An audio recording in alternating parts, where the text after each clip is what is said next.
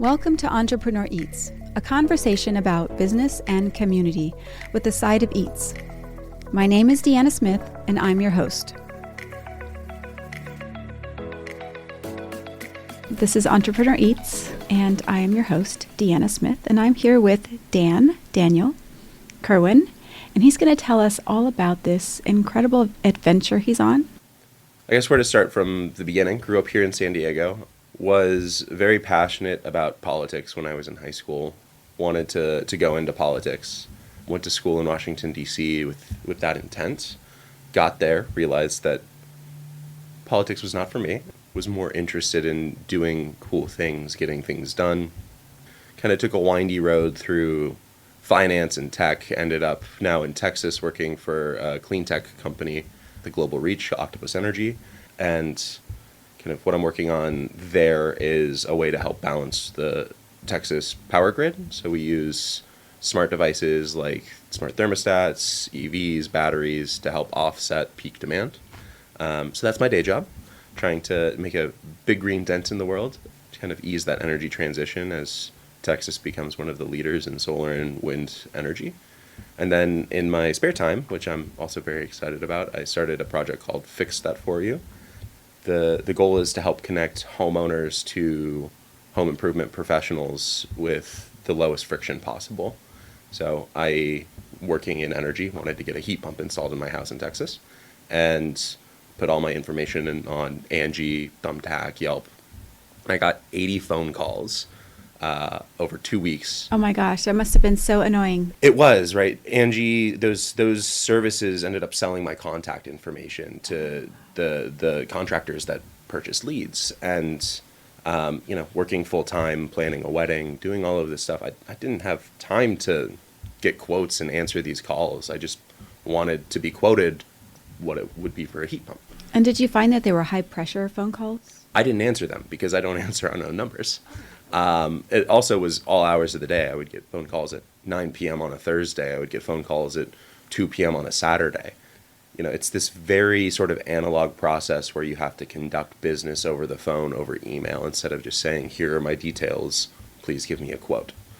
And so what I've built is a way for homeowners to say, I want this service, and then AI will ask you the questions that a contractor would ask you to be able to provide a quote. You answer them. It takes those details, and then it will call them on your behalf to try and solicit that quote, and then follow up with an email to get it in writing. Wow, it's almost like reverse. Exactly. So The goal is to be able to, both on the homeowner side and the professional side, be able to provide and solicit information for a quote without ever having to pick up a phone, send an email. And so where do these phone calls go? Do you have a bunch of contractors just waiting for you to call? Or No, so it's actually also AI. The advancements in AI technology, particularly voice AI, provided a prompt, so you provided the details, and it sounds almost disturbingly human-like. It still sounds a little bit off. There's weird pauses at times. It takes a little bit to respond at moments, but it works. So the biggest challenge will just be, do professionals actually want to provide that quote over the phone or not? Because to your point, it's sort of flipping the script. There's a power imbalance when one side has all of the information, and we're trying to take that and so provide kind of a more two-sided marketplace so that there's more transparency in the pricing. It's easier to get those quotes, understand what qualifications a professional has, and be able to compare multiple providers so that you know that you're getting the best professional at the best price. So is this already in motion? Yes, so I've built the minimum viable product. We have our website up. It's ft-fy.com. Fix That For You. The beta is live as of Monday of last week. Congratulations. Wow. Thank you. Anyone can go and sign up and just give it a try. Trying to find the kinks in the system. It's early days, so there's things that aren't going to work, but we want to find those and make them better. There's also kind of an AI handyman. It's almost just kind of a chat bot, but you say, hey, this is a real example for me. I have my third floor sink is backing up with water when there's no water running. What might it be? And then it'll ask these probing questions like, okay, is your AC unit on the third floor? Yes. Okay, there's probably water backing up from the AC into the sink. what you can do is you can take the joints underneath the sink, try and empty it out. There's probably some coolant gunk stuck in there. Just try and clean it out. If that doesn't work, here's 5 professionals that you can reach out to that can come and help you. That's really cool. Yeah. So how do you find the professionals? Essentially just Google search, right? So you input your project details. It'll go out and search on those parameters. Then it looks through their websites, it looks through their reviews, and it will make a recommendation for you to call, X, Y, and Z professional based off of the specific details of your project rather. Basically trying to make it a very bespoke process to you, what you need to just try and make it as easy as possible. That's right? amazing. And it just clicked in my head what that AI thing is doing. Mm-hmm. Goes to Google, like a normal person would go to Google, and do all of that busy work Mm-hmm. and find out which ones are best suited for what your job is going to be. Exactly. Or what, like you said, what you need. Exactly. Okay.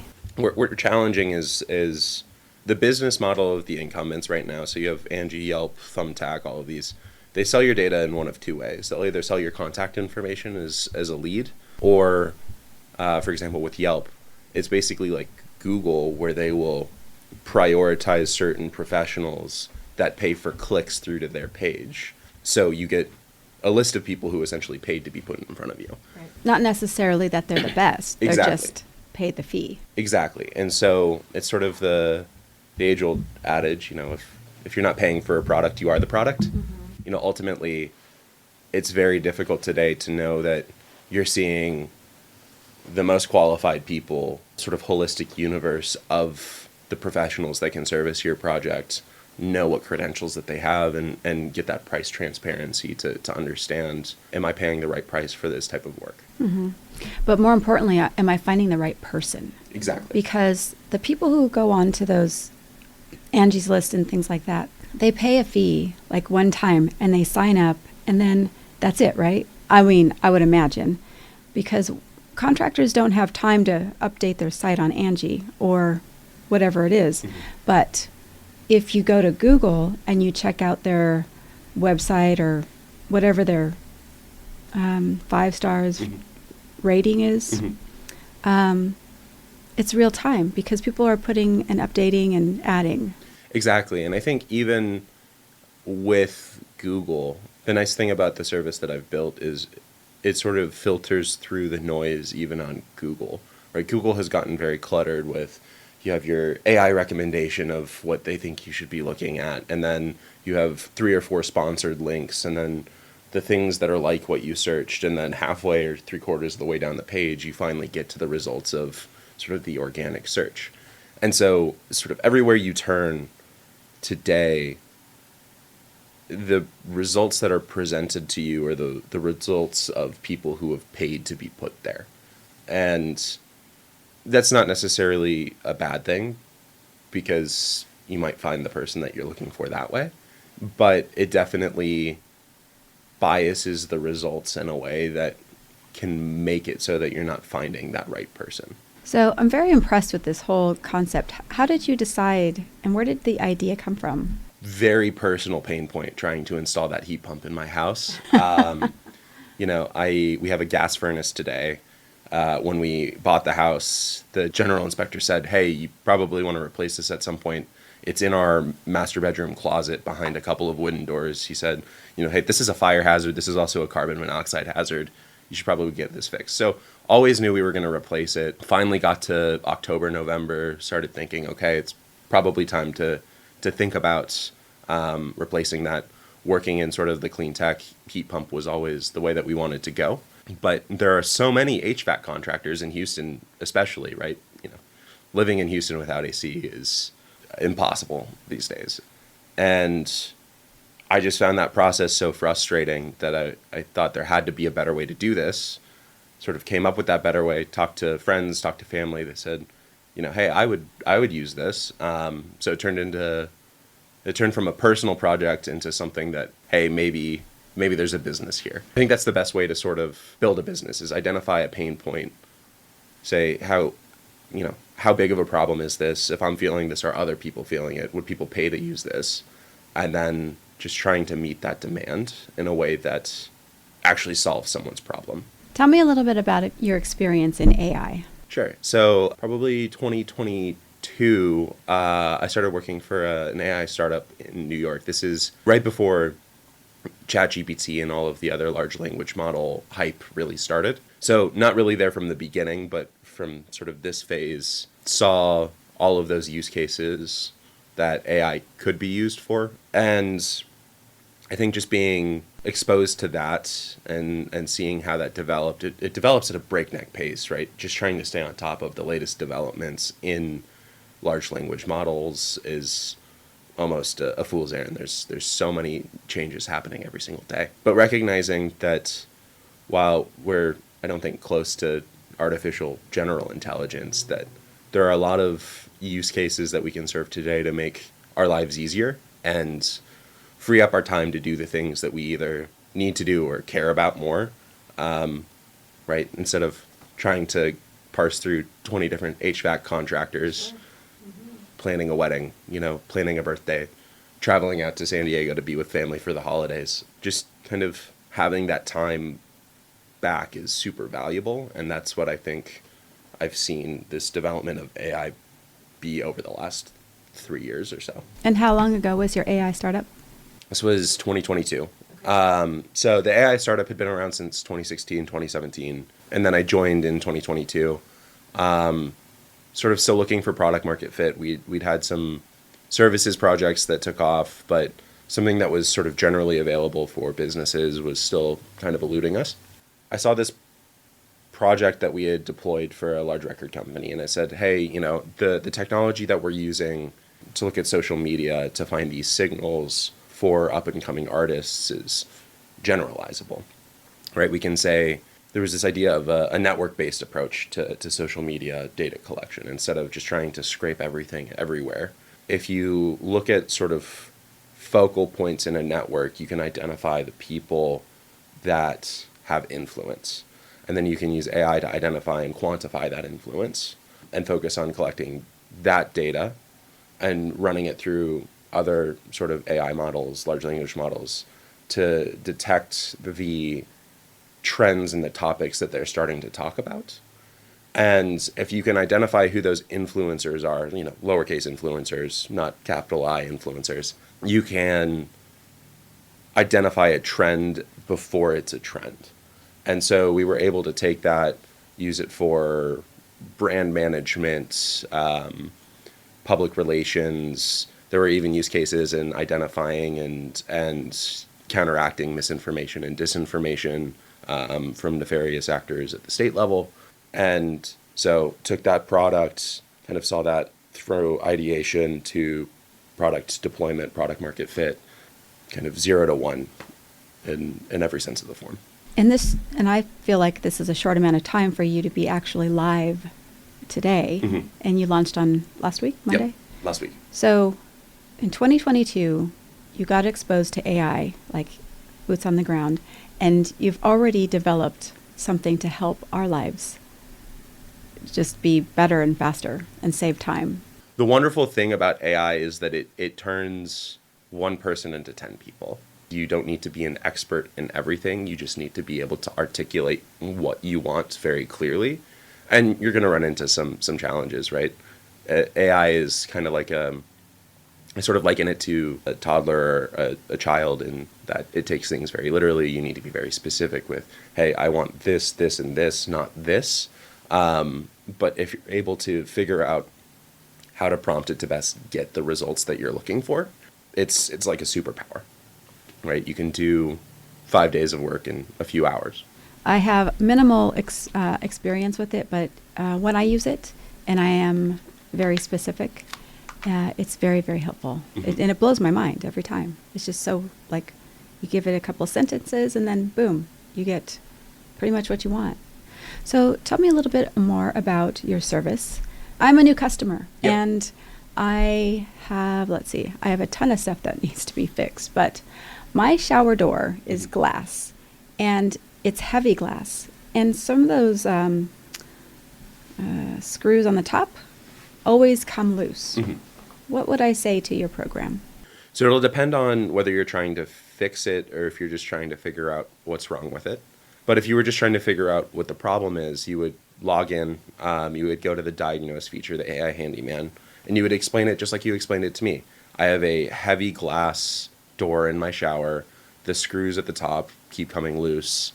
Can you help me figure out what's wrong? You can even upload a picture and say, this is what it looks like. And it will help you say, okay, maybe you need to put some WD-40 on it, or maybe the screws are stripped, you need to replace those screws. And it'll sort of run through the possibilities of kind of what might be wrong. And the more you prompt it and you say, no, this isn't exactly what's happening, this is what's happening, the more likely it is to get you to that sort of answer of, okay, here's what I need to do, whether that's just replacing the screws or calling, a handyman to come in and fix something with it. That's very understandable. Yeah. I'm going to go to your website. Yeah, awesome. That's great. So how do we get other people to go to your website? Sharing this widely, right? We want people to make their lives easier. ft-fy.com is the website, so fix that for you. Right now the service is entirely free as we're trying to figure out what works and what doesn't.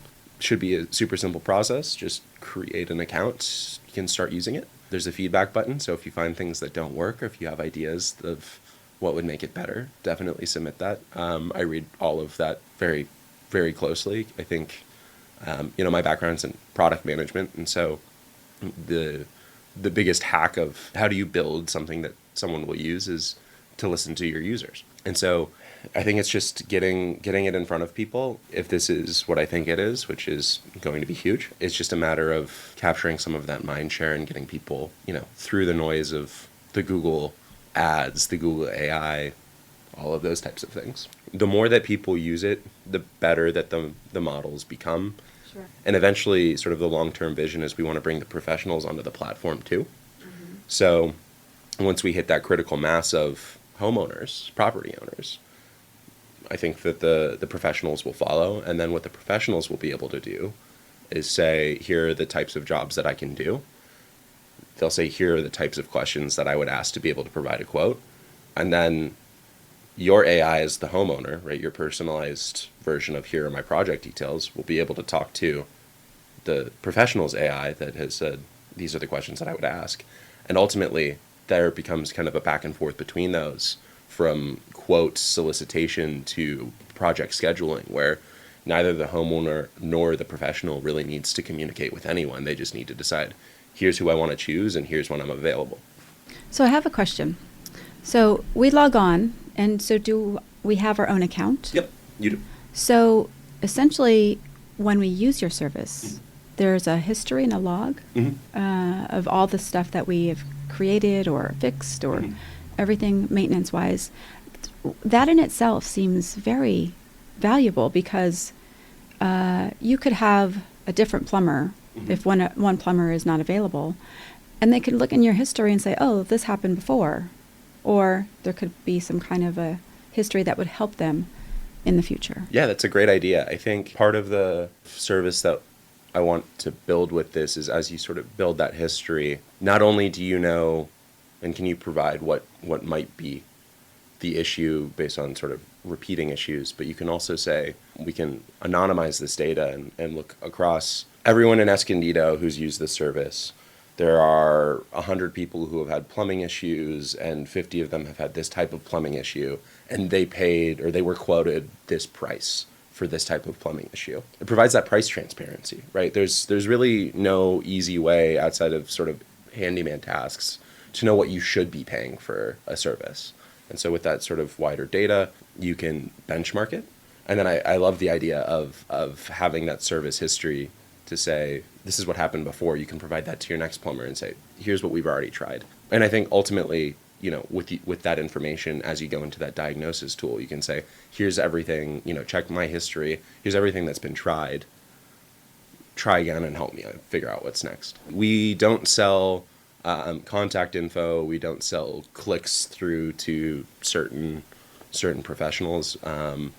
The idea is, I think eventually we'll ask people to pay sort of a nominal fee for the quotes they receive, right? So packages of 5 quotes, 10 quotes, 25 quotes, but it's sort of to cover the cost of doing business. And like I said earlier, if you're not paying for the product, you are the product, right? And so I think one of the things that we've been seeing with things like Hulu and even X and Blue Sky is like there's sort of a willingness to pay for these premium services that make life easier if it's not an obscene amount of money.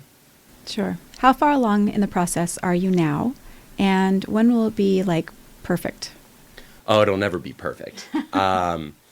Where we are today is launching general availability, beta testing in, now into the new year, trying to find what's working, what's not. Just as with any sort of software, there are always going to be things that work better and work worse. And before we start charging people for the service, we want to figure out where that is. I'm hoping, by the end of March, we'll be able to release this more widely, get that flywheel going, and have people sharing it with their friends, have that growth. Ultimately want to have somewhere around 10,000 users by the end of next year to build that sort of feedback loop of how do we keep making this better. So far you've been doing this just you and AI. Yep. Okay. Yeah. And so then at what point do you hire somebody to help you? And what kind of person will you hire? That's a great question. I think the answer is either outside investors decide that the idea is interesting enough for them that they want to provide funding for me to build this full time. Because like I said, this is sort of a nights and weekends type project right now. And so if I can take that full time and there's that vote of confidence, then I think that's an indicator of, okay, now it's time to go out and try and hire someone who actually has technical skills and have them focus on that while I focus on growing the business. Alternatively, if we're not as lucky in fundraising over the next few months, then still want to try and get this out there, get people using it, and as we hit some of those growth milestones, a few hundred users, a few thousand users, potentially starting to charge for the product, start making actual money, then that would also be the signal that can start growing and expanding the team. But don't want to get out too far over my skis here and try and make it something that it's not before there's the signal that there's growth potential there. That's very wise. What kind of investors are you looking for? Mostly angel investors right now, so looking to raise a pre-seed round here in the next few months. Ultimately, the way that the pricing model I've conceptualized today is built, the cost of the calls, the searches, is covered by the cost of the product.